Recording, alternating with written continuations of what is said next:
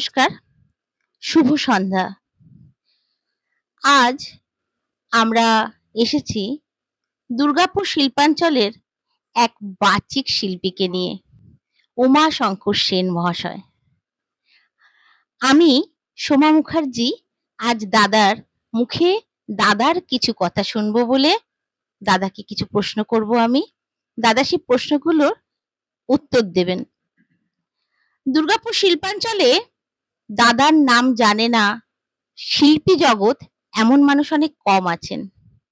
উমাশঙ্কর সেন বললে সবাই জানেন একজন ধার্মিক, একজন সজ্জন ব্যক্তি এবং আমাদের সকলের প্রিয় বাচিক শিল্পী দাদা উমাশঙ্কর সেন। দাদা নমস্কার। নমস্কার।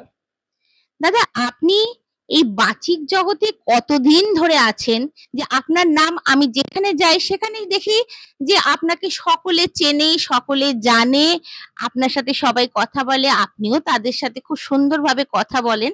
আমি খুব অবাক হয়ে দেখি যে দাদাকে তো সবাই চেনে। তো আমার আজকে প্রশ্ন, আপনি এই বাচিক জগতে কতদিন ধরে আছেন? ধন্যবাদ সোমা। তুমি আমার সম্পর্কে যতগুলো কথা বললে আমি হয়তো নিজেও জানতাম না যে এইভাবে তুমি আমার একটা প্রশংসার বার্তা ছড়িয়ে দেবে। যাই হোক, মানুষ ভালোবাসে তাই আমাকে ডাকে বা আমার সাথে যোগাযোগ রাখে এবং আমাকে ডেকে নেয় বা হয়তো তারা আমার আড়ালে হয়তো আমাদের পরিবেশন এর প্রশংসা করে। আসলে কি জানো, খুব ছোটবেলা থেকে যখন রেডিওর চালু ছিল, আমাদের বাড়িতে রেডিও ছিল। সেই রেডিওতে শুক্রবারে নাটক শুনতাম, তারপরে রবিবার নাটক শুনতাম। এই নাটক শুনতে মনের মধ্যে একটা স্পৃহা জন্মেছিল। খুব ছোটবেলায় তখন বুদ্ধি ছিল না। তো প্রথম মনের মধ্যে একটা প্রশ্ন আসতো, বোকার মতন প্রশ্ন। একদিন আমি আমার মাকে জিজ্ঞাসা করেছিলাম যে রেডিওর ভেতরে লোকগুলো কোথায় থাকে? তারা যে কথা বলছে, এতটাই বোকা ছিলাম। তখন মা বুঝিয়ে দিয়েছিল যে রেডিওর ভেতরে আর থাকে না। ওনারা স্টুডিওতে করে এবং সেটা তরঙ্গের মাধ্যমে আসে এবং সেটা রেডিওর মধ্যে দিয়ে শুনতে পাই। তো তখন থেকে ভালোবাসাটা জন্মেছিল এবং তখন থেকেই আমার কবিতার প্রতি একটা ভালোবাসা, টান। আসলে শিল্পাঞ্চল দুর্গাপুরে তো আগে কবিতার প্রচলন ছিল না এতটা। কয়েকটা সংস্থা ছিল, সংগঠন ছিল কয়েকটা।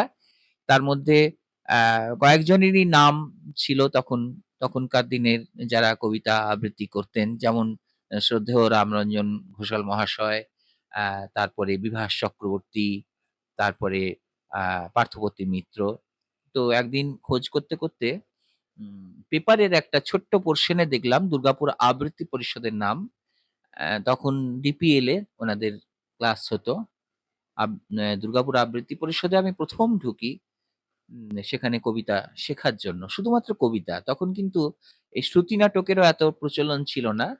শ্রুতি নাটক আমরা যেটা বেতার নাটকে শুনতাম সেটাই আজকে কিন্তু মঞ্চে শ্রুতি নাটক, কণ্ঠ নাটক যাই বলো না কেন।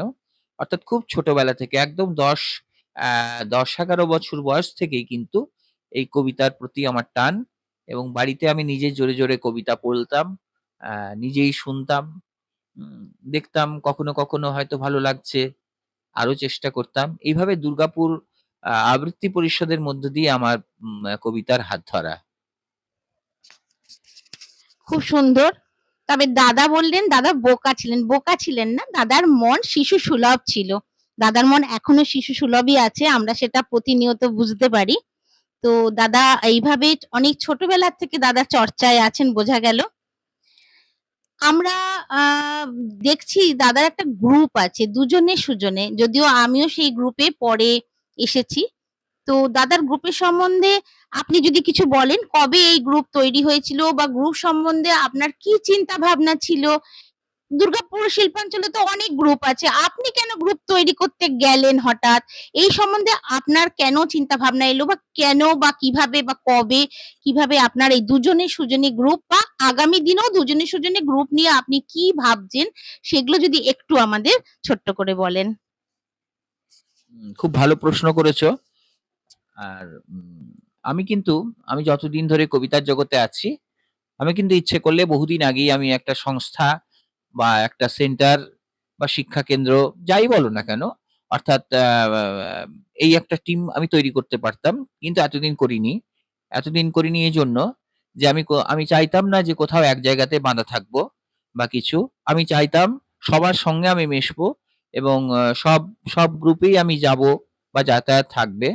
এরকম একটা ইয়ে ছিল। অর্থাৎ সবার সাথে মিশে যাওয়ার একটা প্রবণতা আমার ছোটর থেকেই ছিল। আর আমি যদি সংগঠন করতাম অবশ্যই কিছু ছাত্রছাত্রী বন্ধু থাকতো সেখানে।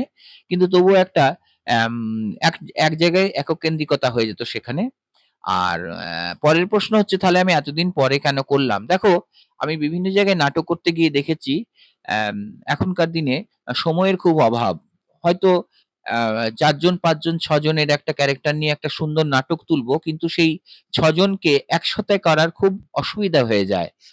সময়ের অভাবে বিভিন্ন জায়গায় বিভিন্ন জনে থাকে শিল্পীরা। আসতে অসুবিধা হয়। বিশেষ করে মহিলাদের ক্ষেত্রে তো আরো অসুবিধা হয়। তারা ডেট দিতে পারেন না বা ডেট দিলেও সেই সময় মতন আসতে পারেন না। হুম? অনেক রকম সেখানে কারণ তারা দেখান। আমি আনতে পারছি না। হ্যাঁ, ব্যাপারটা হয়ে যায়। আর এর ফলে যা হবার তাই হয়। নিয়মিত চর্চাটা হয়ে ওঠে না। হয়তো একটা নাটক ধরলাম, সেটা হয়তো ৩ দিন রেওয়াজ করলাম, ৪ দিনের দিন আর রেওয়াজ হলো না। আবার সেটা ৫ দিন পরে বা ১ সপ্তাহ পরে সেটা রেওয়াজ হলো। এভাবে কিন্তু হয় না। আমি চেয়েছিলাম বা আমি চাই, এখনো চাই যে নাটক যাদের সঙ্গেই করব, তারা যেন নিয়মিত চর্চার মধ্যে থাকে। অন্তত সপ্তাহে অন্তত ৭ দিনের মধ্যে যেন ৪ টে দিন তারা যেন সময় দেয়। নিয়মিত চর্চা করলে কি হয় জানো? অনেক কিছু আমাদের মধ্যে ভুল ভ্রান্তিগুলো কেটে যায়। কারণ আমি জানি প্র্যাকটিস মেক পারফেক্ট। যত আমি প্র্যাকটিস করব আর যত শুনবো নাটক, দেখব, তত আমরা কিন্তু হয়ে উঠবো। অর্থাৎ বাচিক শিল্পী, সত্যিই বাচিক শিল্পী হয়ে উঠবো। কারণ একটা নাটকের পেছনে বহু কিছু থাকে তো। তার উচ্চারণ থাকে, তার উপস্থাপনা থাকে, বহু কিছু থাকে। সেই চরিত্রগুলোকে নিজের মধ্যে নিয়ে আসতে হয়। ওইজন্য আমি চিন্তা করলাম যে আমি একটা একটা আমি সেন্টার করব, একটা দল গড়ব। যেটা হবে দুজনে সুজনী। অর্থাৎ দুজনকে নিয়ে যাদের কাজকর্ম হবে, হুম? সেইরকম ভাবেই কিন্তু আমার মাথার মধ্যে উদ্ভাবন হয়েছিল। আর এই পথ চলতে, চলতে তোমার সঙ্গেও পরিচয় হলো। দেখলাম তুমিও আগ্রহী আছো এবং নাটক বা কবিতাকে খুব ভালোবাসো এবং এবং সময়ও দিতে পারো, সময় দাও। অনেক কিছু স্যাক্রিফাইস করে আমি দেখেছি যেটা আরকি। তার জন্যই আমাদের এই পথ চলা দুজনের সুজনের। দাদা বললেন প্র্যাকটিস মেক পারফেক্ট। কথাটা খুব সত্যি কথা। দাদার কাছে আমি জিজ্ঞেস করব, দাদা আপনি তো অনেকদিন ধরেই বাচিক জগতে আছেন। তো আপনি কত ঘন্টা আপনি নিজে দিনে প্র্যাকটিস করেন? আমাদের খুব জানা উচিত। আমরা তো বাচিক জগতে আপনাদের থেকে শিখবো, জানবো বা আরো অনেক কিছু ইন্সপিরেশন আমরা পাবো। তা আপনি দিনে আপনি তো একটা জায়গায় কর্মরত অবস্থায় আছেন, প্লাস আপনি সাংসারিক মানুষ। এবং আপনি ধার্মিক মানুষ সেটাও আমরা সকলে জানি। তো এই এত কিছু করেও আপনি বাচিক জগৎকে নিজেকে কতটা টাইম দেন বাচিকের জন্য? একদম অত্যন্ত ব্যক্তিগত প্রশ্ন, যাই হোক। একদম ব্যক্তিগত প্রশ্ন যে সত্যি আমি কতটা সময় দিই। আমি যে বলছি আমি কতটা সময় দিই। আমি তোমাকে তাহলে খুলে বলি। আ আমি একটা জায়গায় কাজ করি। সেখানে আমার ১০টা-৫টা ডিউটি থাকে। কোনদিন আস্তে, আস্তে ৬টাও বেজে যায়। ঠিক আছে? এবারে কি করি, আমি আমার বাড়ির কাজগুলো, বাজারে যাওয়া বা যাই হোক, এগুলো আমি সকালে সেরে নিই। অর্থাৎ আমার কর্মস্থল যাওয়ার আগে সেরে নিই। যার জন্য আমি সন্ধ্যের পর থেকে কিন্তু পুরোটাই ফ্রি থাকি। এবারে আমি সেই ফ্রি টাইমে কি করি, একা, একা তো আর নাটক করা যায় না, নাটক পড়া যায়। সেই সময় আমি দেখি বিভিন্ন যারা বন্ধু, যারা আগ্রহী, তাদের কাছে ফোন করে জিজ্ঞাসা করি যে, "আপনারা এখন ফ্রি আছেন কিনা? তাহলে আমরা কিন্তু ফোনে একটুখানি রিহার্সাল দেবো। একটা প্র্যাকটিস করব।" যাদের কাছে স্ক্রিপ্ট আছে আরকি। অ্যা অর্থাৎ আমার সঙ্গে যারা করে।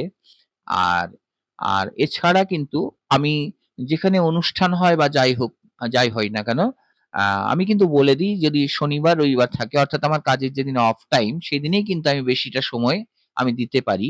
হুম, অন্যথায় সন্ধ্যের পরে আমি ফ্রি থাকি, সেখানে তখন আমাকে বিভিন্ন নাটক নির্বাচন করতে হয়। বিভিন্ন নাটকের ক্যারেক্টার দেখতে হয়। বিভিন্ন নাটকের ক্যারেক্টার কতগুলো আছে সেটা আমাকে দেখতে হয়।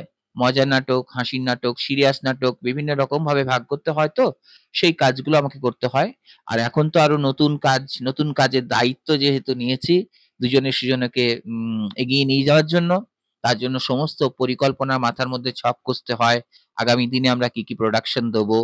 আর সোশ্যাল মিডিয়া জগতেও এখন একটু একটু করে সবাই বলছে, সবাইকার কাছ থেকে অনুরোধ করছে, যদিও সোশ্যাল মিডিয়াটা আমি খুব একটা হয়তো দেখে থাকবে যে আমি ফেসবুকে কি যে নিজের ছবি পোস্ট করে এটা করলাম ওটা করলাম, বা যেখানেই গেলাম সেখানে কিছু ছবি দিয়ে দিলাম, তোমরা যেমন দাও আর কি।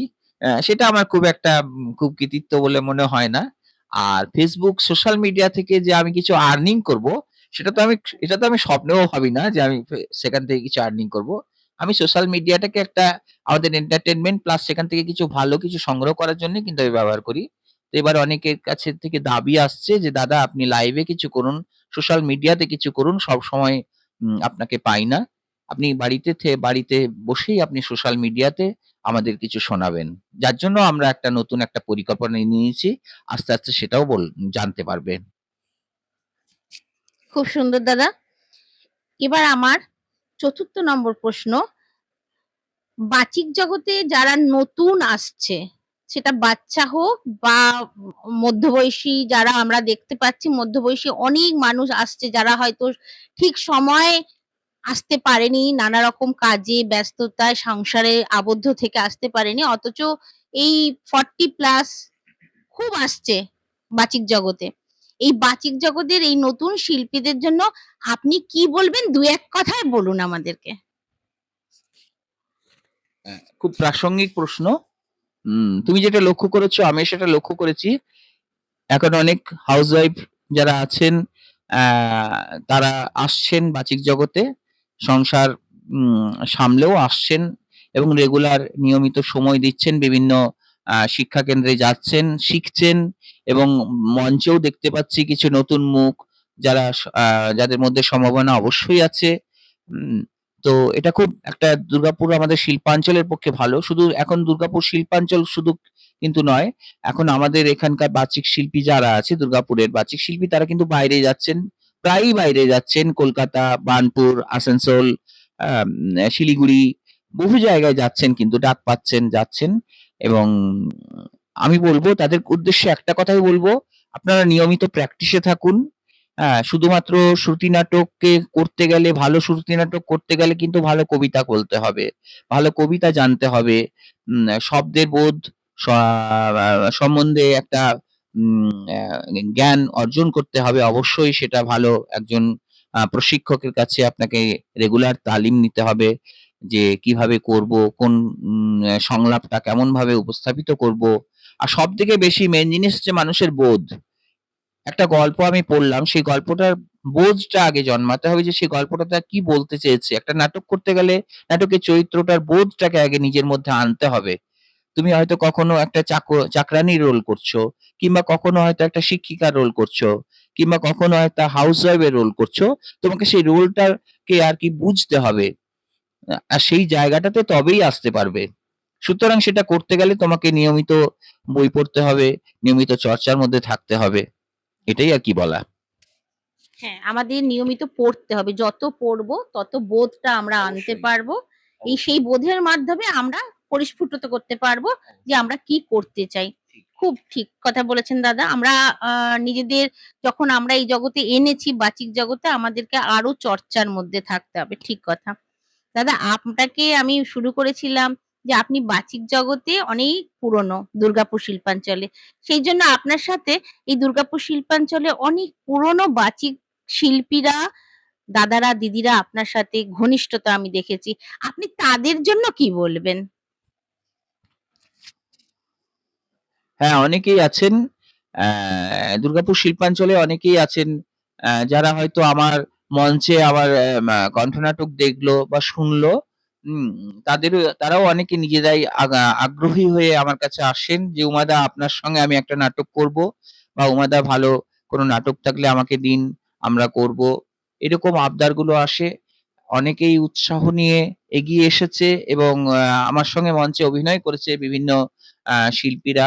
আমাদের কখনো ২ জনের চরিত্রে একসঙ্গে মানে নাটক হয়েছে, কখনো ৪ জনের হয়েছে। অর্থাৎ বিভিন্ন বাচিক বন্ধুদের সঙ্গে পরিচয়ও হয়েছে। তবে নিজের আগ্রহ দেখিয়ে অনেকেই এসেছে, অনেকেই আবার আম বিভিন্ন রকমভাবে সরে গেছে। কেউ হয়তো সময়ের অভাবে, কেউ হয়তো ২-৪ টে নাটক করার পরই বলেছে যে, "না আমরা তো পারিশ্রমিক পাচ্ছি না।" অ্যাকচুয়ালি কি হয়, আমরা নাটক করি কিন্তু আমাদের নিজেদের আনন্দের জন্যে। আমি অন্তত নিজে বলব। আমার ভালো লাগে তাই করি। এখন যেখানে গেলাম সেখানে আমাকে কি পারিশ্রমিক দিল? পারিশ্রমিকটা আগে দেখতে গেলে সে কিন্তু কোনদিনই নাটক করতে পারবে না। একটাই কথা। আগেই যদি ভাবি আমি কত পারিশ্রমিক পাবো, তাহলে কিন্তু সে নাটক করতে পারবে না। সে হয়তো প্রফেশনালি অন্য কিছু করতে পারবে। আগে নাটকটাকে ভালোবাসতে হবে। আমি যে একটা পারিশ্রমিকের জায়গায় যাবো, আমাকে তো আগে তৈরি হতে হবে। মানুষ যে আমাকে টাকা দেবে, আমাকে সেইভাবে তাকে তো আমার অভিনয় দক্ষতা দেখাতে হবে, তো যোগ্যতাটা অর্জন করতে হবে। তো যাই হোক, বেশি কিছু আর বললাম না। এভাবে অনেকেই এসেছে, অনেকেই এখনো আছে, আগ্রহ প্রকাশ করে। অনেকেই আগ্রহ থাকে কিন্তু সময় দিতে পারে না। তবে সব জায়গায় তো আমার পক্ষে যাওয়া সম্ভব নয়। এজন্য অনেকের সাথে সেই দূরত্বটাও হয়ে গেছে। কিন্তু তাদের মনের ইচ্ছে আছে, আগ্রহ আছে। আমি বলেছি, "তোমরা নাটক করো। আমি ছাড়াও অন্য আরো সবাই রয়েছে, তাদের নিয়ে নাটক করো। আমাকে ডাকবে। অবশ্যই আমি তোমাদের নাটক দেখতে যাবো এবং শুনতে যাবো।" তাহলে পুরনো যারা বাচিক শিল্পী দাদা দিদিরা আছেন, তারা আজকে আপনাদেরই আরেক বাচিক বন্ধু উমাশঙ্কর সেনের কথা শুনলেন।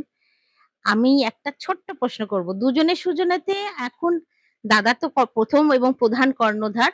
দাদার যা ইনস্ট্রাকশন আমাকে দেন, আমি সেই মতন দাদার সেনাপতি হিসাবে কাজ করে থাকি, ভালোবেসে করি।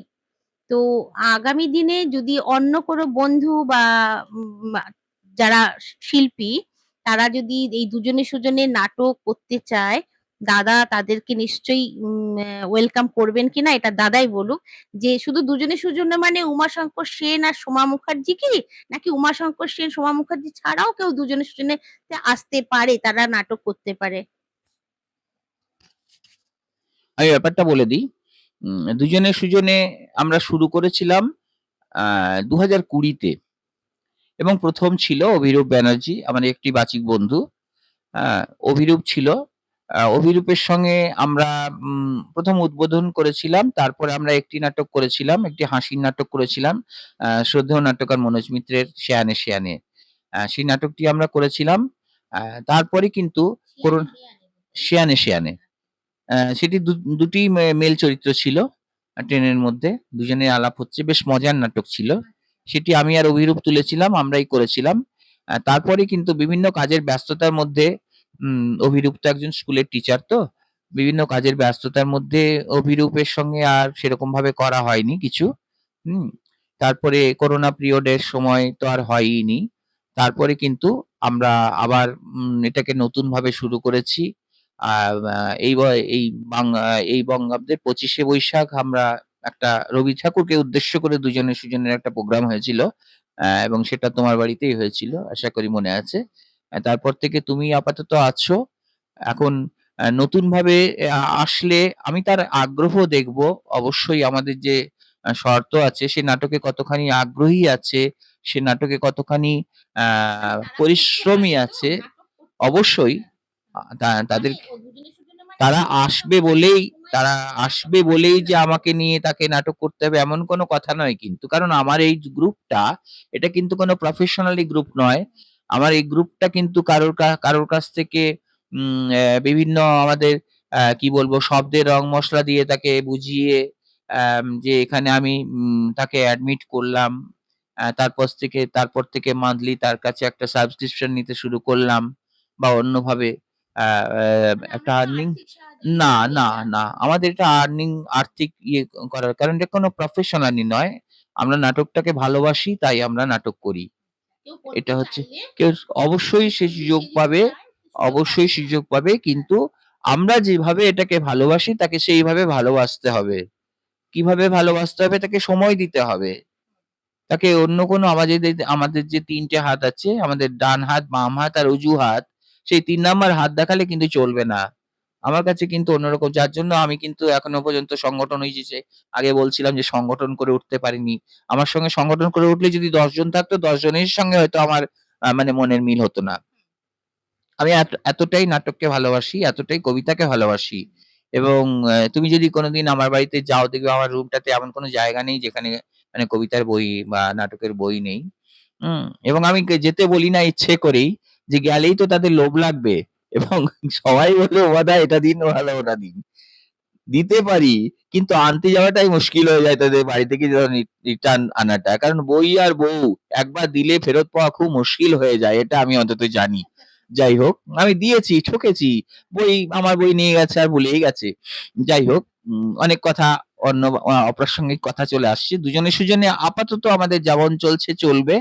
আমরা কিছু উম আ আমরা আমরা কিছু প্রোডাকশন করি, নতুন প্রোডাকশন করি। তারপরে কারণ দেখো এই জগৎটা সবাইকার জন্য, এই শিল্প জগৎ সবাইকার জন্য। কাজেই সোমা মুখার্জি যদি থাকে নিশ্চয়ই অন্যরাও সুযোগ পাবে, সেটা আমাদের যে টার্মস এন্ড কন্ডিশন আছে সেই কন্ডিশন যদি মানতে পারে অবশ্যই পাবে। হ্যাঁ, দাদার কাছে, দাদার ঘরে বই দাদা কাউকে দেন না, জানতে পারলাম। আরেকটা জিনিস হচ্ছে না। হ্যাঁ, সেটা দিতে হবে না কাউকে। বইও আমরা চাই না। আজকে আমরা দাদার কাছে ৪ পংক্তি কবিতা শুনতে চাই। কিছু একটা কবিতা না শুনে আজকের এই সাক্ষাৎকার কখনোই সম্পূর্ণ হয় না। ওইজন্য দাদার কাছে দাদার পছন্দের যেকোনো কবিতা কয়েকটা লাইন শুনলেই আমরা খুশি থাকবো। আমার একটা রোগ আছে, যে রোগটা ছোটবেলায় ছিল না কিন্তু এই রিসেন্ট মানে আফটার 40 আমার এই রোগটা হয়ে গেছে, মনে রাখতে পারি না। যাই হোক, আমি রবি ঠাকুরের 'জীবন দেবতা' কবিতাটার ১ম কয়েকটা লাইন আমি একটু শোনানোর চেষ্টা করছি। ওহে অন্তরতম, মিটেছে কি তব সকল তিয়াস, আসি অন্তরে মম, দুঃখ সুখের লক্ষ্য ধারায় পাত্র ভরিয়া দিয়েছি তোমায়, নিঠুর পীড়নে নিঙারি বক্ষ দলিত দ্রাক্ষা সম, কত যে বরণ, কত যে গন্ধ, কত যে রাগিনী, কত যে ছন্দ, গাঁথিয়া গাঁথিয়া করেছি বয়ন, বাসর শয়ন তব, গলায়ে গলায়ে বাসনার সোনা, প্রতিদিন আমি করেছি রচনা, তোমার ক্ষণিক খেলার লাগিয়া মূরতি নিত্য নব। ধন্যবাদ দাদা। ধন্যবাদ সোমা, ভালো থেকো আর সঙ্গে থেকো আর নাটক কবিতাকে সঙ্গে রেখো। ধন্যবাদ আপনাদেরকে। ধন্যবাদ সবাইকে।